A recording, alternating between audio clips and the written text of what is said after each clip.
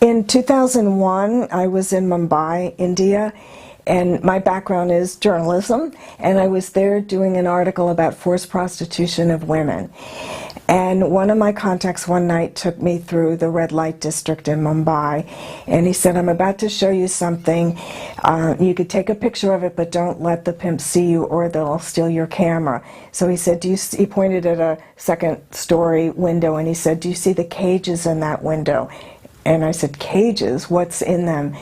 And he said, little 5-year-old girls who are smuggled across the border from Nepal. And I just wanted to throw up. And he said they're held in these cages for 30 days while everything you can imagine and can't imagine is done to them. They're raped, they're tortured, they're starved, they're urinated upon until they no longer have a will to run. And then they're fit to be child sex slaves. Because I couldn't stop thinking about what I had seen.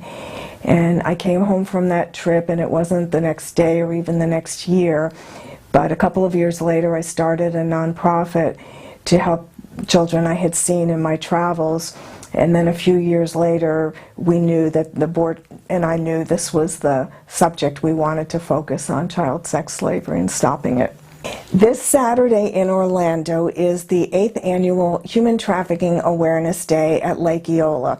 And we pretty much take over the west side of Lake Eola by the amphitheater. And it's more than 100 organizations that work to fight trafficking here in Central Florida. Orlando, Sentinel newspaper, check it out, yeah, do us the favor, promise that you will love it later, I promise, we got Central Florida flavor, yeah.